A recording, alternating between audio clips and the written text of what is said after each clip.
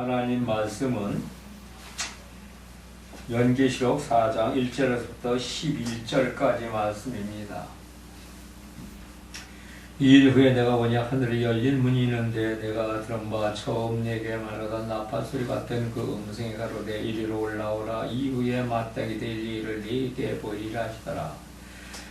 내가 그 성령에 감동하였더니 보라 하늘에 보좌를 베풀었고 그 보좌 위에 앉으신 이가 있는데 앉으신 이 모양이 벽과 홍보석 같고 또 무지개가 있어 보좌에 둘렀는데 그 모양이 녹보석 같다.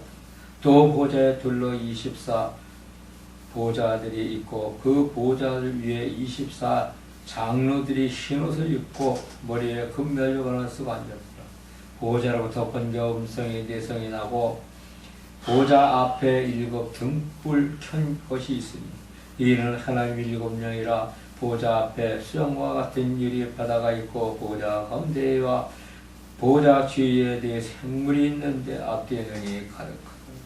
그 첫째 생물은 사자 같고 둘째 생물은 송아지 같고 셋째 생물은 얼굴이 사람 같고 넷째 생물은 날아가는 독수리 같습니다. 네 생물이 각각 6 날개가 있고 그 안과 주위에 눈들이 가득하다. 그들이 밤낮 쉬지 않고 이르르 거룩하다 주 하나님 곧 전능하신 이여 전에도 계셨고 이제도 계시고 장차 오실 자라 하고 그 생물들이 영광과 존귀에 감사를 보좌에 앉으사 세세토록 사시는 이에게 돌릴 뿐 24 장로들이 보좌에 앉으신 이 앞에서 엎드러져서 들어다 하시는 이에게 경배하고 자기의 면류관을 보좌 앞에 던지며 우리 주 하나님의 영광과 존귀와 능력을 받으시는 것이 합당하오니 주께서 만물을 지으신지라 한 만물이 주의 뜻대로 있고 있었고 또 지으심을 받았나이다 하더라. 아멘. 아멘. 감사하시오 좋으신 주님 뜻을 이루게 하여 주시옵고 아멘. 주님의 가운데서 아버지 하나님이여 우리들 아버지 하나님 말씀대로 그 이제 모든 삶을 묻고 따라가며 세상의 악한 것들과 싸워서 이기는 그런 삶을 허락해 주실 때 주님의 보좌를 저희들도 볼 수 있고 또 그 보좌에 아버지 하나님이여 희망을 걸고 소망을 걸며 살아가는 복된 저희들 되게 하여 주시옵소서. 예수님 이름으로 기도드렸사옵나이다. 아멘. 아멘.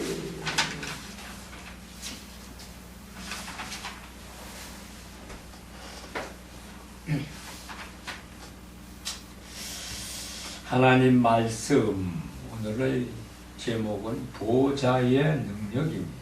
보좌의 능력. 마지막 때의 계시록의 때 7 첫째 비밀은 7 교회이고 7 별의 비밀은 하나님께서 보내신 하나님이 세우신 종들인 것을 말씀에서 볼 수가 있습니다. 그런데 세상에서 보면 하나님께서 세우신 종들이 세상 사람들과 별로 다를 바가 없다. 그렇게 세상에서는 생각했지만 제 종과 세상 사람들이 다른 것이 있다는 것입니다. 그 다른 것이 뭐냐? 제 종은 바로 예수 그리스도께서 잡고 있다는 것입니다. 예수 그리스도에서 잡고 있다는 것은 곧 성령이 종들과 함께 한다는 것입니다. 그래서 종들은 오늘 말씀에서의 요한계시록 말씀에 보면 별이라. 아멘. 그리고 비밀이라. 그렇게 말씀하셨습니다. 그러므로 이 별의 비밀은 주의 종들이 분명한데 그리고 이 별은 또한 예수님이 탄생을 생각할 때 동방 박사들이 별을 보고 아기 예수님을 찾아왔습니다. 주의 종들은 성도들을 예수님한테 데려다 주는 임무를 맡았다는 것입니다. 그러므로 종이 예수님의 눈에서 떨어지면 안 된다는 것입니다. 또한 종이 예수님에서 눈에서 떨어지면 안 되는 것 같이 교회에 예배를 드리는 모든 성도들도 종의 눈에서 벗어나면 안 된다는 것입니다. 종의 눈에 시야에 항상 있어야 된다는 것입니다. 예배 드릴 때나 종과 함께 할 때 똑바로 이제 종의 그 눈을 보면서 경청을 해야 한다는 것입니다. 잡생각을 하지 말고 딴청 피지 말아야 된다는 것입니다.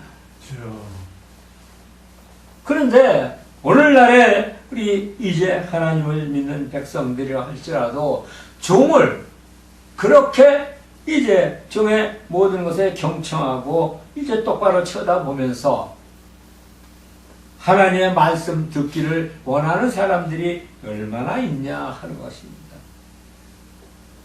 그런데 종의 눈을 똑바로 쳐다보면서 경청해야 하는 것은 바로 바국간에 예수님께서 계신 곳까지 이끌어주는 사람이 바로 종이기 때문에,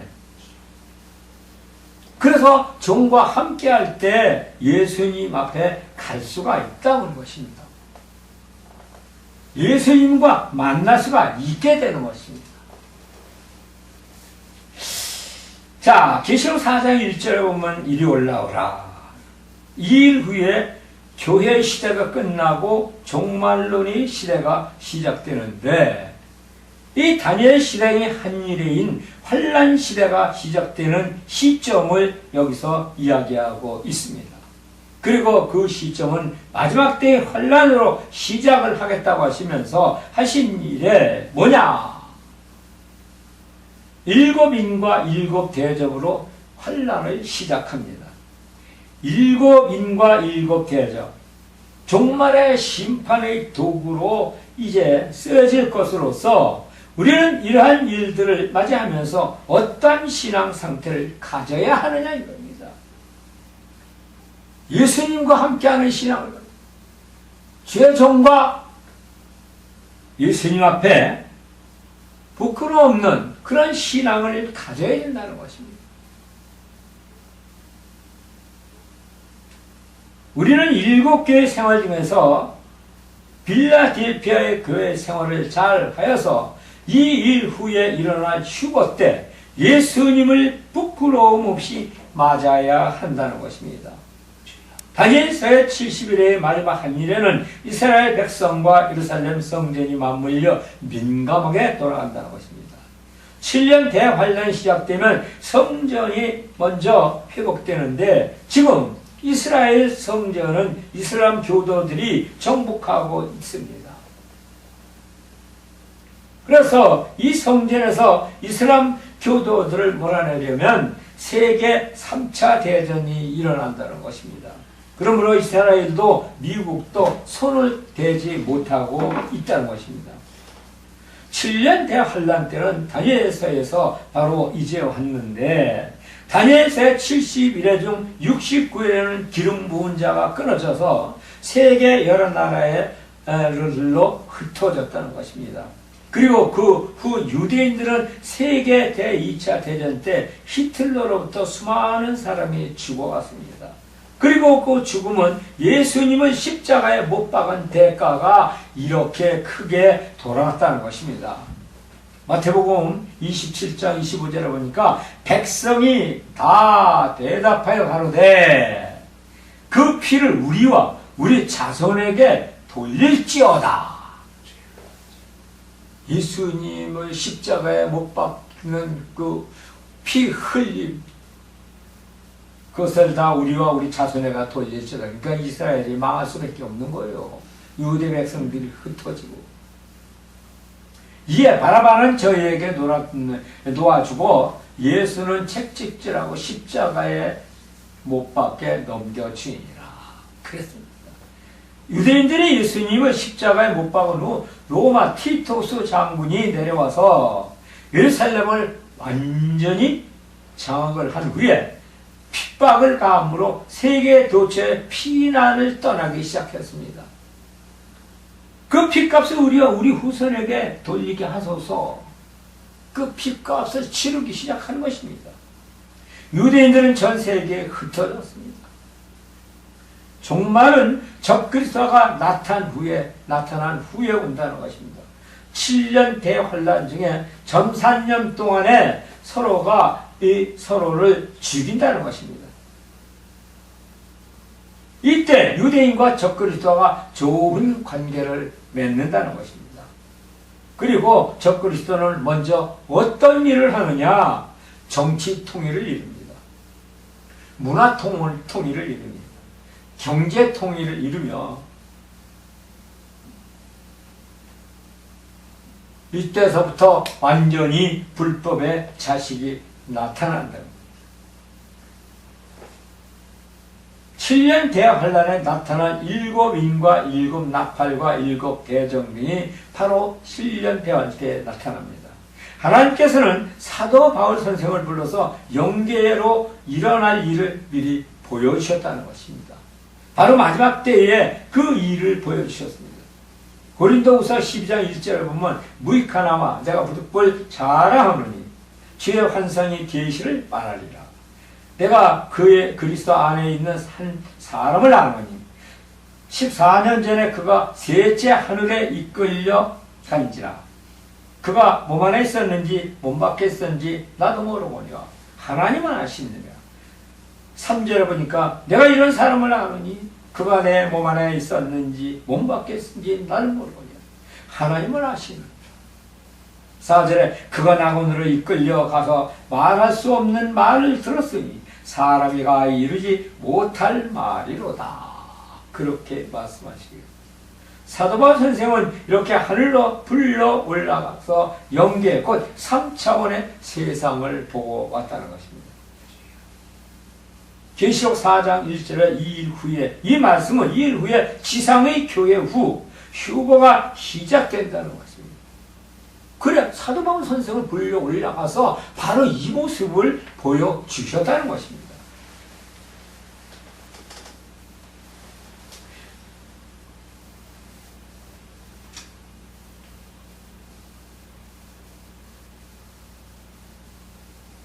자, 계시록 4장 1절은 2일 후에 바로 지상교회 후 휴고가 시작되고 또 2절에 보니까 내가 곧 성령에 감동하였더니 보라 하늘의 보좌를 베풀었고 그 보좌 위에 앉으신 이가 있는데 하나님의 보좌. 이 보좌는 무슨 보좌냐? 하나님의 보좌. 요한이 하늘에 올라갔더니 번쩍번쩍하는 황금의 보좌에 앉아 계신 분이 있는데 이분이 바로 하나님이시라는 것입니다. 그리고 이 보좌는 이 땅에 나타날 모든 것의 능력이라는 것입니다. 이 보좌의 능력을 우리는 알아야 합니다. 이사야 14장 12절을 보니까 뭐라고 말했느냐. 너 아침의 아들 계명성이여 어찌 그리 하늘에서 떨어졌으며 내 열국을 엎으려는 자여 어찌 그리 땅에 지켰는고. 내가 네 마음에 이르기를 내가 하늘에 올라 하나님이 뭇별 뒤에 나의 보좌를 높이리라. 내가 북극 지폐의 산 위에 좌정하리라. 그렇게 하나님의 보좌는 하나밖에 없습니다. 또 보좌는 창조의 능력이며 이 땅을 움직이는 능력이 하나님의 보좌의 말씀의 능력으로부터 나온다는 사실입니다. 창조와 보존의 섭리 등이 이 보좌로부터 나오는데 창조의 보존의 섭리가 하나님께서는 그 수많은 천사장들 중에서도 하나님은 루시엘 천사장을 가장 아끼고 사랑하셨다는 것입니다. 그러므로 말미암아 루시엘 천사장은 창조의 정원사로 쓰셨습니다. 그리고 그 권한을 하나님 다음으로 루시엘에게 바로 주셨다는 것입니다. 루시엘은 하나님께 엄청난 보호와 대접을 받았기 때문에 하나님께 대접을 했던 것입니다. 하나님만 쓰러뜨리면 그 다음은 자기가 하나님이 되기 때문에 하나님과 한판 붙어서 보좌를 찬탈을 시도했다는 것입니다. 하나님의 보좌를 자기 보좌로 만들겠다. 대단한 놈입니다. 바로 이놈이 마귀사탄 루시퍼인 것입니다. 그리고 이놈이 노린 것은 하나님의 보좌인데, 그러면 이놈이 그렇게도 빼앗으려고 했던 하나님의 보좌는 무엇인가? 그 하나님의 보좌는 이 우주 만물을 다스리고 움직이게 하는 바로 컨트롤 박스인 것입니다. 이 땅의 모든 삼라만상의 모든 힘을 이 컨트롤 박스를 통해서 움직인다는 것입니다. 아울러 이 컨트롤 박스인 하나님의 보좌만 자기가 차지하면 이 우주 만물을 자기 마음대로 움직일 수 있게 하기 때문에 이걸 차지하기 위해서 반역을 했던 것입니다. 그런데 사도 요한이 이것이 하나님의 보좌를 본 것입니다. 사도 바울도 이 보좌를 보고, 보좌는 찬탈의 대상이 아니라 섬김의 대상으로 사도 바울은 보았던 것입니다. 그래서 이 땅의 모든 것, 그 보좌의 능력이었던 것입니까? 참새 한 마리가 날아가는 것도, 낙엽 한 잎이 떨어지는 것도, 이 땅의 모든 것을 움직이는 능력, 또 이루는 능력, 모든 능력의 집합체가 바로 보좌인 것입니다. 마태복음 10장 29절에 보니까 참새 한 마리가 한 아싸리에 팔리는 것이 아니냐. 그러나 너희 아버지께서 허락지 아니하시면 그 하나라도 땅에 떨어지지 아니하리라. 너희에게는 머리털까지 다 세신 바 되었나니. 아멘. 참새 한 마리까지도 또 우리 머리털까지도 움직이게 하는 것이 바로 보좌의 능력인데, 그런데 이 보좌는 누가 움직일 수가 있느냐? 하나님의 보좌는 그리스도만이 움직이게 할 수가 있답니다. 아멘. 그리고 그 그리스도를 움직이게 하는 자가 또 있다는 것입니다. 그 그리스도를 움직이게 하는 자 또한 누구입니까? 하나님을 믿는 백성들, 성도들이라는 것입니다. 그러므로 우리 성도들은 예배, 말씀, 기도, 찬송 등의 믿음 생활로 이 보좌를 움직이게 해야 된다는 것입니다. 그리스도의 마음을 감화감동시켜서 이 보좌를 움직이는 그러한 믿음이 되어야 된다는 것입니다. 그리고 그 믿음 안에서 우리가 이 땅에서 기도하고 원하는 모든 제목에 그 목표를 꼭 이루어야 한다는 것입니다. 그리고 그 기도대로 응답을 받아야 합니다. 우리의 목표를 꼭 이루고. 그러면 뭐냐? 이것이 바로 믿음인데, 믿음이 없이는 말씀도 기도도 찬송도 없다는 것입니다. 아울러 우리 모두는 이 믿음의 삼겹줄을 단단히 잡고 하나님의 보호자를 움직여야 되는 것입니다. 그리고 또한 하나님의 보호자는 섬김이기도 합니다. 그러므로 주님의 말씀을 붙들고 섬겨야 한다는 것입니다. 하나님께서는 섬기는 자를 통해서 그 보호자를 움직이게 하며 보호자를 잡을 수 있는 능력을 주신다는 것입니다. 보호자 앞에 당하는 믿음이 우리 모든 하나님을 믿는 백성이 되어야 한다는 겁니다. 한마디로 그런 성도가 하나님을 아주 귀찮게 하는 그런 믿음을 가져야 된다는 것입니다. 자, 사도 요한이 그리스도 예수의 나라에 올라가서 보호자 앞에 섭니다. 그리고 그 보호자의 큰 능력을 봅니다. 예배를 제 아무리 많이 드리고 신앙생활을 제 아무리 잘한다 해도 하나님의 보호자를 흔드는 그러한 예배가 없으면 말씀이 없고 기도도 없고 찬양도 없습니다. 힘이 들고 어렵다는 것입니다. 하나님의 보호자에 눈을 떠야 한다는 것입니다. 보호자의 눈이 어두워서 세상 것만 추구하며 쫓아가다가 실패한 일이 없어야 된다는 것입니다. 보호자를 꼭 잡아야 한다는 것입니다. 그리고 야곱과 같이 놓지 말아야 합니다. 창세기 32장 22절에 보니까 야곱이 밤에 일어나 두 아내와 여종과 11 아들을 인도하여 야복 나루를 건널세 그들을 인도하여 시내를 건너며 그 소유도 건네고 야곱은 홀로 남은데 어떤 사람이 날이 새도록 야곱에게 씨름을 하다가 그 사람이 자기의 야곱을 이기지 못함을 보고 야곱의 환도뼈를 치매 야곱의 환도뼈가 그 사람의 씨름할 때에 유골이 되었더라. 그 사람이 그런다. 날이 세려하니 나로 가게 하라. 야곱이 그러되 당신이 내게 축복하지 않으면 가게 하지 않겠나이다. 그 사람과 씨름을 할 때 날이 새니 나로 가게 하라. 아닙니다. 당신이 내게 축복하지 않으면 나는 당신을 가게 하지 못하게 할 것입니다. 야곱은 천사에게 당신에게 나에게 축복을 주지 않으면 못 가게 할 것이다. 붙들고 늘어집니다. 엉덩이 뼈가 부러져도 놓지 않았습니다. 우리도 이와 같은 야곱과 같은 그러한 하나님의 보호자를 붙잡고 늘어지는 그런 믿음으로 가야 한다는 것입니다. 계시록 4장 3절에 보니까 안지신이가 모양이 벼옥과 홍보석 같고 또 무지개가 있어 보호자에 둘렀는데 그 모양이 녹보석 같더라. 이 보석이라고 합니다. 보석하면 우리가 먼저 배운 그것이 생각나는데 구약시대 이스라엘 백성들의 제사장 앞에 달린 판결흠표의 보석이 달려있는데 이 보석과 이 말씀에서 나온 하나님 보좌에 둘러있는 보석과는 연관성이 있다는 것입니다. 하나님은 보좌 보석과 구약시대 제사장 앞가서 달린 보석은 그 보석을 통하여서 가만히 앉아 있어도 밖에서 일어나는 일들을 모두 알았다는 것입니다. 이렇게 하나님은 보석을 또한 이용하셨다는 것입니다. 계시록 4장 4절에 보니까 또 보좌에 둘러 24 보좌들 있고 보좌들 24 장로들이 흰옷을 입고 머리에 금면을 쓰고 있는 자들아. 이 말씀에서 보좌는 뭐냐? 분양이다. 24 장로들에게 그 보좌를 하나씩 주었다는 것입니다.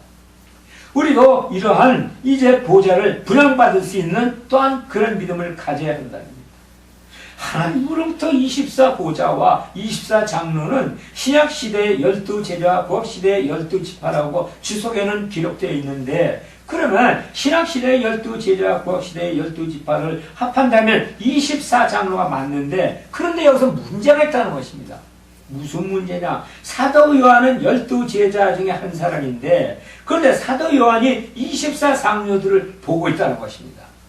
그러면 사도 요한이 빠진 그런 24 장로는 바로 23장로가 되어야 되는데 지금 사도 요한은 24 장로의 보좌에 앉은 것을 본다는 것입니다. 24 장로들을 보고 있다는 것입니다. 그래서 사도 요한은 입신하여 천사한테 물어봅니다. 천사가 요한한테 대답하기를 이것이 바로 사람의 머리로서는 풀 수 없는 영적 비밀이다. 그렇게 말씀하죠. 그러니까 사람의 눈으로 보고 그런 어떤 문제를 가지고 따지고 그걸 헤아리고 그러지 말라는 것입니다. 주님께서는 제자들에게 내가 보좌에 앉을 때 너희도 앉을 것이다. 계시록 4장 5절을 보면 보좌로부터 번개와 음성과 뇌성이 나고 그 보좌 앞에 7 등불이 켜진 것을 있으니 이는 하나님의 7 영이라. 7 영. 또 120명. 주님께서는 12영 더 되는 천사를 부를 수가 없는지는 아느냐? 그렇게 마태복음 26장 53절에 내가 내 아버지께 구하여 지금 12영 더 되는 천사를 보내지 할 수 없는 줄 아느냐? 천사를 부릴 수 있는 분은 주님이신데 그 천사들 또한 우리는 예수님을 허락하여 부릴 수가 있다는 겁니다. 계시록 4장 6절에 보면 보좌 앞에 수정 같은 유리바다가 있고 보좌 가운데 그 보좌 위에 4 생물이 있는데 앞뒤에 눈이 가득하더라. 수정 같은 유리바다. 중궁의 작은 성은 왕을 중심으로 해서 그 주변에 각각 왕들이 들러있고 그 앞에는 중신들이 있다는 것입니다. 그리고 왕이 사는 사택주에는 물로 되어 있는데 이 앞에는 무관들이 서 있다는 것입니다. 그리고 그 궁궐의 목재는 전부 삼나무로 되어 있다는 것입니다. 바로 이제 우리가 성경에서 나오는 바로 그런 것을 본따서 그렇게 아마 이제 만들었던 것인 모양입니다. 하나님의 보좌 안에도 뭐가 있습니까? 물이 있습니다. 하나님의 보좌 앞에 수정 같은 유리바다가 있다. 그리고 하나님께 허락되지 않은 사람은 이 유리바다를 건널 수가 없다는 것입니다. 수정 같은 유리바다, 하나님 앞에 가면 천사가 서서 내가 이 바다를 건너가려면 이곳에서 2번 회개를 할 수 있다. 그런 기회가 있다는 것입니다. 그런데 회개를 할 것이 없다고 하면 천사가 유리바다를 밟으면 밑에서부터 물이 올라오는데 그 불붙는 유리바다가 바로 유리바다에서 회개를 해야 한다는 것입니다. 그리고 그곳에서 한 회개는 직분을 잘못 운영한 죄를 회개하는 곳이랍니다. 그러므로 우리는 서서 거기 가서 불붙는 유리바다에 회개하지 말고 지금 여기서 회개를 다 해야 한다는 겁니다. 회개가 깊으면 깊을수록 절규의 회개를 해야 합니다. 하나하나 아무것도 아닌 것까지도 조그만 것까지도 꺼림직한 것이 있다면 속속들이 다 내어놓고 회개할 때 바로 죄가 타는 냄새가 나도록 회개해야 한다는 겁니다. 그리고 그 뒤에 따르는 형체에 젖을 때 무한지경에 들어가 주님과 대화를 해야 한다는 것입니다. 나의 입술과 모든 말과 묵상이 쉽게 연락되기를 원합니다. 아멘. 이러한 기도를 드릴 때 그 기도를 천사가 금그릇에 담아서 하나님께 올리는데 우리 모두는 이러한 천사가 하나님 보좌까지 올라가는 기도를 능력을 받아야 된다는 것입니다. 믿음 생활에서 무엇보다도 중요한 것은 기도인데 우리는 오늘날 기도를 얼마나 하고 있습니까? 대표기도, 통성기도, 수요기도, 금요 차례 새벽기도 각자 교회에서 이제 하는 기도 외에 생활이 곧 기도가 되어야 된다. 예수님이 무시로 기도하라.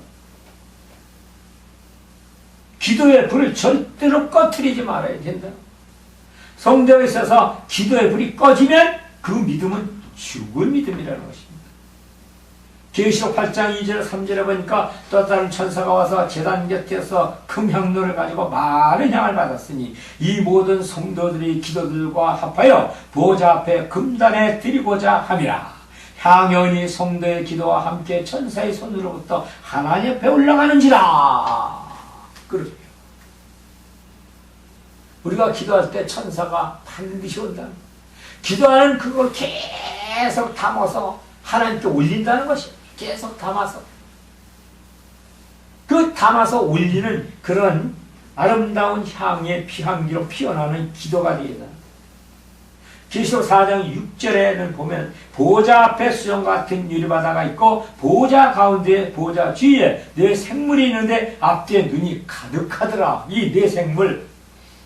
이것이 바로 이것도 천사입니다. 이 천사가 7명과 다른 것은 6 날개를 가지고 거룩하다 거룩하다 거룩하다 하는데 이 세 번의 거룩하라는 것은 삼위일체로서 전에도 계시고 지금도 계시고 장차 계실 하나님 네 천사를 네 생물이라고 한 것은 왜 생물이라고 했는가? 그것은 이제 곧 구약시대 법궤의 뿔 4개에서 에스겔서에서는 바퀴 달린 이 에스겔서를 잘 설명한 것으로서 이사야에서인 것입니다. 자, 에스겔 10장 9절 12절에 보니까 내가 보니 그룹들이 곁에 4바퀴가 있는데 이 그룹들 곁에 한 바퀴가 있고 그저 그룹 곁에도 한 바퀴 있으며 그 바퀴의 모양은 황흑 같으며 그 모양은 넷이 한결같은데 마치 한 바퀴가 바퀴 있는 것 같으며 그 그룹들이 행할 때는 사방으로 향한 대로 돌이키지 않고 행하되 돌이키지 않고 그 머리 향한 곳으로 향하며 그 온몸과 등과 손과 날과 바퀴를 네 그룹의 바퀴로 둘레에는 다 눈이 가득하더라. 구약시대의 성막의 법궤의 뿔이 4개가 있는데 이것이 바로 하나님의 보좌의 모양을 이 땅에 내려와서 지은 것이라는 것입니다. 인간 세상에는 모든 다스림은 하나님의 섭리 안에 있다는 것입니다. 그러므로 하나님께서는 창조의 섭리, 보존 등을 천사로 움직인다는 것입니다. 하나님의 질서의 하나님 모든 창조 섭리의 보증, 보전 등의 천사를 시켜서 운행하십니다. 하나님께서 이 땅 위에 임하실 때가 있다는 것입니다. 그것은 바로 뭐냐? 성막인데 그 성막 안에는 벽계가 있고 벽계 안에는 모세가 시내사 받은 두 돌판과 십계명과 만나하리와 아르 쌍난 지팡이가 들어있는데 벽계 모양이 보좌 모양과 같다는 것입니다. 그리고 이것을 사람의 심령 속에 위임을 한다는 것입니다. 사람의 심령 속에 뭐를? 이 법궤를 이용하고 위임하신다는 것입니다. 그것은 누가 그랬느냐? 위임받은 사람이 누구냐? 모세가 받았고 여호수가 그랬습니다. 그러므로 오늘 우리도 심령 속에 위임이 된다는 것입니다. 또한 베드로가 그랬습니다. 그러므로 아나니아와 삽비라가 죽었습니다. 주님은 다비다야 일어나라, 죽은 자가 살아납니다. 오늘날 종들이 병을 고치고 귀신을 몰아내고 성도가 입신하는데 하나님의 보좌가 내려서 와서 이러한 기적과 이적이 나타난다는 것입니다. 우리는 뭐 이렇게 기적을 나타내고 성령이 충만해서 하나님께서 성령을 통해서 보좌를 내려서 모든 기적과 이적을 나타나게 하신다는 사실을 우리는 분명히 알고, 하나님을 믿는 자들은 이 누구나 다 보좌를 받을 수 있는 자격을 가졌다는 것입니다. 그리고 받게 해 주신다는 것입니다. 특별히 이제 하나님의 이제 종된 자들에게는 특별히 그 보좌의 능력을 허락해 주시는데 그 능력을 누구에게나 다 주신다는 것입니다. 그러나 그 능력을 받고도 행하지 못하는 사람이 90%라는 겁니다. 90%도 넘는다는 거예요. 말씀을 증거하고 전하는 것도 보좌의 능력 안에서 하는 것이지 내가 잘나고 똑똑하고 지식이 많아서 그런 게 아니라는 거예요. 그래서 하나님의 말씀에 조금 더 소홀함이 없고 이제 그 하나님의 말씀에 하나님 말씀은 영적으로 이제 하나님 앞에 더 가까이 갔을 때 보좌가 이제 심령 속에 하나님이 위임하시는 보좌를 받으실 수가 있다는 것입니다. 우리는 그 모든 보좌를 받아서 함께하며 복되고 하나님의 뜻대로 합하는 또 하늘나라를 이루는 그러한 모두가 되시를 주님으로 부탁드립니다. 할렐루야. 감사하시고 고마신 주님, 오늘도 주님 안에서 성령으로 아버지와 이끌려 이 말씀을 귀찮았습니다. 하나님, 이제 듣는 자 모두, 보는 자 모두, 이 유튜브를 통해서 보는 자 모두 하나님의 능력이 되어서 하나님의 뜻을 이루게 하여 주시옵소서. 예수님 이름으로 기도드렸사옵나이다. 아멘.